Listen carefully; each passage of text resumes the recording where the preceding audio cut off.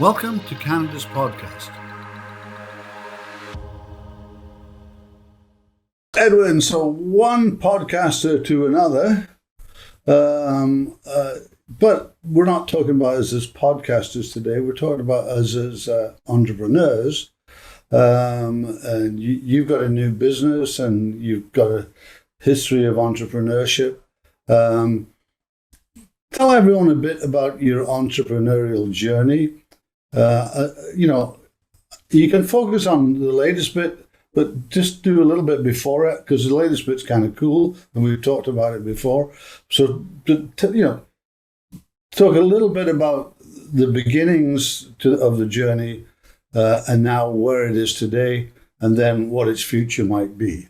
Sure, 100%. Phil, but first off, thank you for having me. I mean, I'm super excited and honored to be here with you today. And I always find it for my own podcast, just before I jump into answer your question, I always love having other podcasters on my show because, we understand that the audience is listening.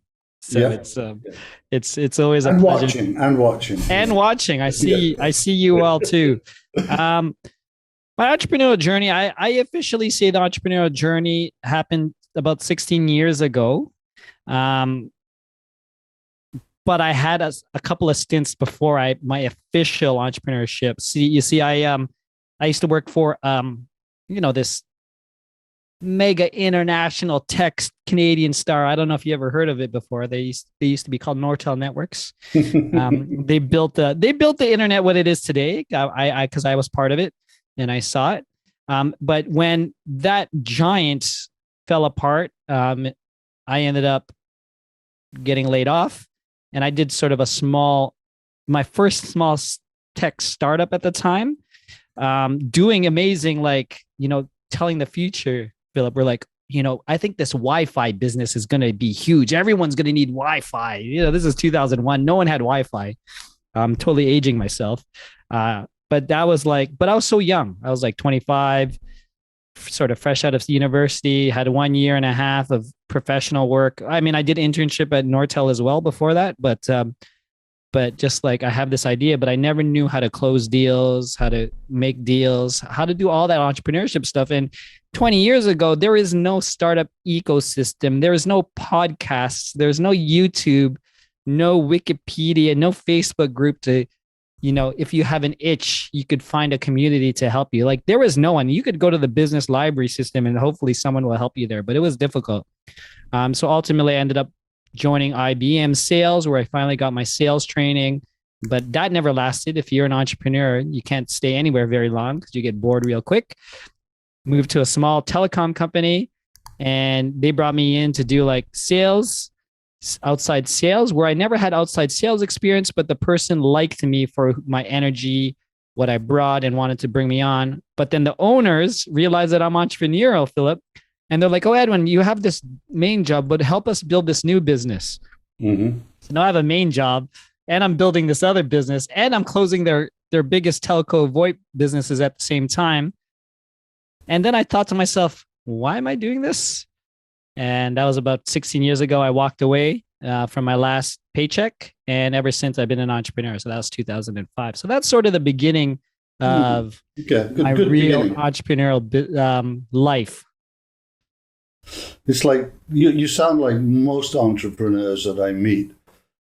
You're kind of unemployable. That's part of the reason that we get where we are, so sort of there's a bit of that. Go. 100%. I mean, I'm unemployable and I'm restless, right? I realize that I'm someone who could be doing many things and doing many things, right? I don't like to stay in my lane that people tell me, Edwin, stay in your lane. Yeah. I'm a multi-passionate. I like to do different ventures. And it's taken me a very long time to, I guess, hone that type of skill or embrace that superpower that I have, right? So I guess if we were to fast forward today, let's get to today. It's kind of interesting. Yeah, I don't want to go 16 years, Philip. I mean, I could talk with you all day, but I don't know. We might get it cut out. Yeah. So about a year and a half ago, before COVID happened, I was running my tech company, Slingshot VoIP, but I was like in a crossroads, right? I was, I guess, self-evaluating what I'm doing. It's a bootstrap business. I'm up against big business. I'm against the incumbents like Bell Canada, Telus, Rogers, and it's tough. If you're an entrepreneur, it's tough business to find deals, right? I had already exhausted my personal network. I launched a podcast to get more notoriety or more word of mouth, because I realized the biggest companies and clients I had was from word of mouth. So that was the reason why I launched my podcast about 4.5 years ago. But it took me down another road because I loved podcasting. I did it originally, Philip, to do like a word of mouth. But then what realized is business leadership at the time, no one was doing business leadership unless they were a business coach. And now here's Edwin with a business leadership podcast, and I ended up winning awards. And it gave me that insight of impact and learning and sharing best practices with communities. But, so a year and a half ago, I was like, I don't know, this tech business, maybe this is not the right thing I need to do. Maybe I want to exit. I started thinking about it. I was losing sleep. There was anxiety, there was stress and pressure, right, to win. And then I came across someone who I entered my business who came from my competitor and wanted to build that sales side. And we took a couple of months to negotiate, finally brought them in. And then COVID hit. And if, like every single human in this world, you either took COVID as like there's no question, all of us were like, what the heck is this? I've never gone through this thing in my life. Nope. So you either took COVID as an opportunity to reset, pivot, look for opportunities to help, your neighbor, your community. However, we were pivoting left and right. But it has sort of screwed up Slingshot. It's like, oh, we just brought in this new business partner. We're going to grow and scale, but everything just kind of went downhill. So I went back to like this questioning, like, was this the right thing? How this COVID? How am I going to do this? I ended up spiraling in the sense that looking for new opportunities to pivot and help, because I have that sense to serve, right? So I ended up doing a national partnership with my podcast for tech leaders to see how they were going through the virtual shift. I ended up joining a tech startup. That was another buzzword for you, was to flatten the curve, which was super exciting because we were moving quickly. But then just as fast as we kind of crashed and burned. And, I'm coming into the summer questioning everything, Philip. I was like, I don't know what I'm doing with my life. This is this. And, luckily I was doing a lot of self-work and self-reflection. And I got to a point where I'm like, I got to stop looking because I have everything I need. People outside circles say, Edwin, you have it all. Like, why are you doing this? That I started questioning, like, I do. One of my friends said, well, you have Slingshot, Edwin. What if you just focus? So I started thinking about that and wondering, the question was like, we all have a vision board. People who are listening, if you don't know what a vision board, it's basically, put on a board what you believe your life wants to be or what you desire your life to be. And it's like, how much does your dream life cost you? What's the cost? What's the living expense of your dream life? Right. So I actually, wrote it down and it's interesting. And he's like, so what would it take for you to grow Slingshot so it would cost your dream, pay for your dream life? And it ended up being like 98 times the current revenue to pay myself, So I ended up like, oh, that's about 100 times where I need to be. And I was intrigued by this audacious goal to want 100x my business with 100 days, right?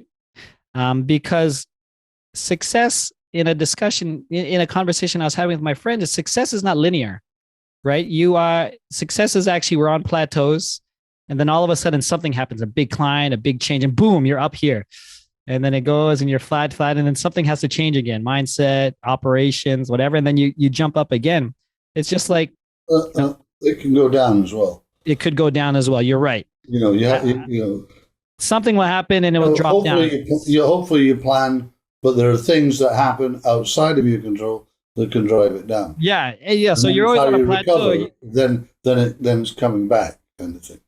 And actually, you're right. And the funny thing is, the up is instant, but the down could be like super slow until death. Yeah, but Uh, I've been interviewing people, and the COVID thing is where like this one day, oh my gosh, and I know so and many people. and Yeah, then having to come back, find something else. It's that's the kind of thing that people have been experiencing. yeah. No, and it's been interesting. So I did the deep work because I was intrigued by how success could happen, but it's a mindset shift, right? It's who you are, what you do, what you believe in, right? But I went into the weekend, thinking like, oh, 100 days, September 22nd, 2020, 100 days is actually December 31st. I'm going to put a goal, an audacious goal, to 100x my business in 100 days. Man, was that scary. Just thinking about that, Philip, I went into the weekend before that September 22nd, like scared. Like, who do you think you are, Edwin? Saying this even to yourself and how audacious. But what thing I did do differently is I sat with that emotion. I sat with that fear. I didn't push it aside. I didn't push it away. I journaled, I prayed, I meditated, whatever. And what happened over that weekend, and it was a dark weekend, like it's just a lot of self-doubt, Mhm. that it flipped over to belief. I started believing, Philip. I'm like, oh, why not me? I have what it takes. I'm no different than anyone else. And September 22nd came. So I did this video, Philip, and I said, I'm going to 100x my business in 100 days. I posted it on YouTube. I posted it on my Instagram. And almost instantly, something changed internally.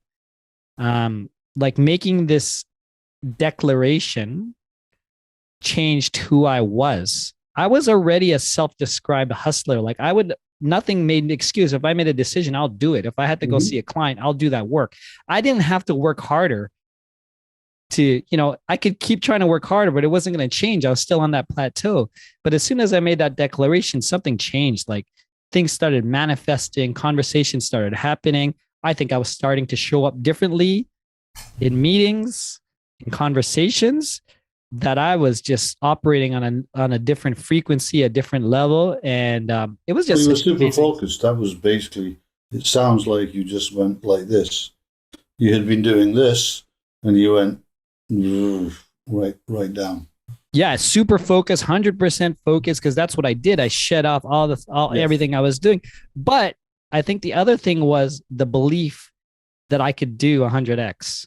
Mm-hmm. Like, why not? Like, I never thought that before. Most entrepreneurs, myself included, is like, oh, if I could double my business this year, that'd be great. Like, I was saying 100 timesing my business. That's a lot. That's a lot. Yeah. That's, looking back, I didn't. So if you're listening, that 100 days came and gone. I did not 100x my business, but what had happened, Philip, is I 100x my mindset, because I was How much did you grow your business? the business since that day. I think I've gone already. I haven't done it, but I know last quarter we doubled the business. Mm-hmm. And we've been implementing systems that we've never had in place, right? And new partners, and things are just good. It's just, I feel like it's funny because I've been an entrepreneur this long, but I'm in a new space and a new place of growth when it comes to business and when it comes to myself.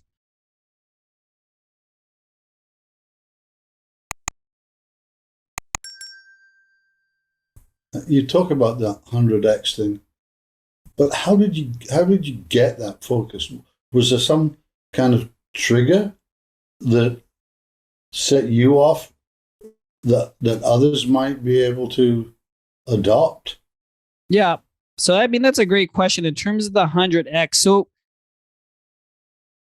there's a lot of things that I've built, tools and processes that I've built throughout the years that I realized helped me shift to this 100x mindset, this belief system, and it's conviction now, right? So one thing I want to share before I answer your question, Philip, is I was going through this first 100 days. I was also recording a daily video vlog, just documenting it. I just wanted to, I'm like, oh, today's day 7. I'm going to 100x my business. And today I had this amazing conversation with a guy named Philip, and he was able to go through here and that. And what had happened about 60, 70% of the way through, my belief became conviction. And what I do believe is that I was doing active affirmations. I was saying into a video, I'm going to 100x my business in 100 days, right? I was putting it out there. And it was also a change in mindset and self-talk because, we start saying this in affirmations. People always been telling me to do affirmations for years. Mm-hmm. But I think this is the first time, not to say it actually worked, but I did it for 100 days. I was saying it into video, into the ether, into the universe, however you want to do it. And I was also posting it once in a while, right? Yeah. Aside from doing those things, I have a morning routine that, I call it like the 3 S's. I'll sit in silence. I was going to ask you about morning routines. Yeah. I sit in silence. Mm-hmm. I scribe, I'll journal, and then I'll say it out loud, which is the vlog. So I think those positive reinforcements, those positive self-talks allow me to do these 100-day epics, which becomes this focus, right? What I'm learning now, because I'm on my 3rd iteration of this now, Philip, like we're almost, I'm about 312 days since I announced this. I have a board here. It's a countdown now. It's a count up because I'm going to 100x. Yeah. But when the 100 days ended, Philip, I realized there's something around 100 days. So the world works around 2 types of systems when it comes to goal setting. The majority, you have the New Year's resolution, 365 days, which is actually kind of either underwhelming or overwhelming. So if you're going to, say this year, I'm going to lose 10 pounds. I think there was a stat that said on day 19, people already gave up on changing their lifestyle. Day 19. So because 365 days is so far, you're going to say, oh, I'm not going to start this week. I'll start next week. Oh no, I'm not going to start. I have 52 weeks. Yeah, I know what you mean. Yeah. So it never happens. There are entrepreneurs or A-type people who, and it's a very small percentage, who actually set their goal in New Year's and they actually crush it. But it's a very, very small thing. Now, on the flip side, on the corporate side or the business side, the other system is quarters, 90-day cycles. Now, the problem, and these are all my self-reflections and the thoughts and the differences between the 100-day is the 90-day system is kind of flawed that in the corporate world, we're going to set our goals and targets. But by day 70 or day 75, we're not even letting ourselves go to 9. We're already planning the next quarter. Mm-hmm. We're not even allowing ourselves to hit it or not hit it. We're like, oh, okay, I think this is what we're going to do. We're going to now rejig our plan. But with my 100-day system that I'm building and I'm creating and I'm sharing is there's 365 days. So January 1st, I start reflecting on this, Philip. And I'm like, oh, there's something around this 100 days. I love it. I'm going to do another 100-day, but when do I do it? Oh, maybe I'll do it on January 22nd and it'll end on April 30th. And I had this 22 days to reflect, to journal, to strategize, to realign some new goals, and to say, maybe I'm not going to 100x the business this next 100 days. Why don't I double the business in this? Why don't I pitch a show to NPR? Now I was doing some tangible programming, tangible goals, not the how I was going to do it, but the what and the why. And I set it up, and January 22nd came. I set these up. When I look back on April 30th, I hit all the goals that I wanted to do. It was pretty crazy. So, what's the best thing that you've found about being an entrepreneur? And I don't just mean making money. We're not entrepreneurs. It's good that you can make money, but I shouldn't say that. For some people, that is the best thing. But what's the best thing that you've found about being an entrepreneur? It's a great question. I think when I think about being an entrepreneur, I believe entrepreneurship, if you're resilient and you are put up to hard challenges, it's actually the best personal development program in the world, because it's teaching you a lesson at every failure. or challenge that you have. And you could, if you could easily say, oh my God, this is a, this is a disaster. This customer that's paying this much hates me because I failed. I'm going to quit. Like, it's so easy to quit. But if you're resilient enough and you take the time to reflect on what could Edwin, myself, change versus this client is not ideal. I don't want to work with that person or that type of character. It provides us opportunities to become better humans, better people, better service providers, or I know what you mean. Yeah. Yeah. On the mentoring side, we all have things, advice that someone's given us that we carry around, that we keep using. I mean, for me, it was my father said, work is about 50% planning, 50% work, and 50% luck, which is 150% of effort. And I keep that. It's there all the time, that's how you get to the 150%. But I mean, what's the best piece of advice like that you've received that it's just there kind of thing? Yeah, I mean, there's the best advice. It's funny when you talked about that 150%. I think the first thing that came up to mind was my dad. I was young, and I think I had aspirations, or I had big goals, like, oh, I'm going to be rich or whatever, right? I was talking about, and I think he sat me down. He said this to me, and this is sort of, we'll go back to like my cultural upbringing and some of the things that I had to overcome. But he was like, well, Edwin, if you want to be rich, you got to be. So this is the mindset of like our culture. It's like, oh, you got to either be a rock star, sports guy. He's like, you got to be a rock star, you got to play sports, or you got to go to school. So that upbringing was not even entrepreneurship. So he didn't have entrepreneurship in his upbringing with me, although he ended up being an entrepreneur, a consultant, still an entrepreneur. And the advice, so that's not even an advice, that's sort of like a setback. But for me, the best advice is always to get started. Like, that's the stuff that always hits home for me, for the people who are always around me that help me, is just like, Edwin, go out and just talk and see if you could find value, right? Even with new projects that come out there, like, I always come across new entrepreneurs or associates like, oh, Edwin, I have this idea. I'm like, well, get started, go talk to someone, right? And then build from there. You'll get I come with an engineering degree, so people like to build things and then sell. Yeah. But it's like, you gotta get out there and keep going. Everything. I think entrepreneurship at the end of the day for me is it's a lifelong journey of learning, opportunity, and self-development. I think so. What books are you reading then? Or listening to, or whatever?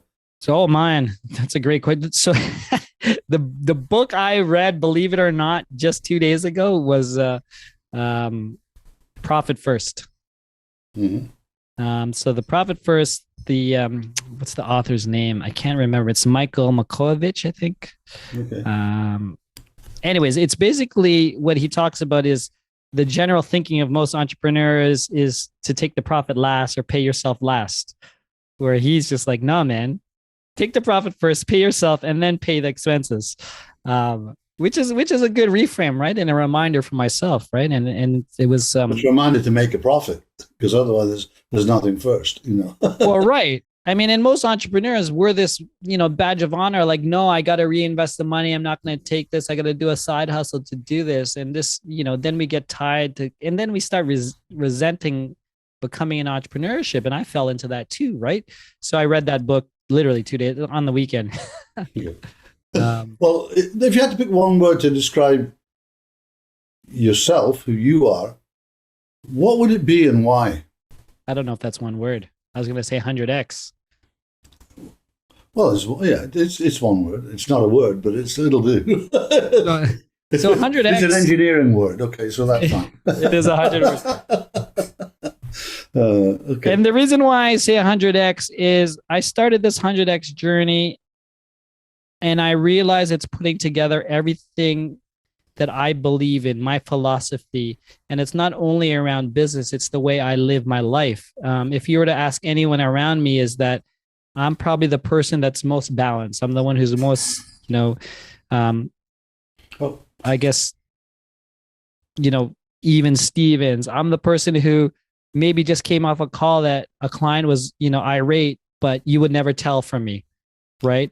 I'm the same person who won't, ever since my daughter was born, I made the decision not to work on weekends or in the evenings because I want to be the family. I'm that, I have this discipline of a full life, and realizing that, if I'm not able to be happy or have my closest people happy, then why are we doing this for, right? So I would say 100x, man.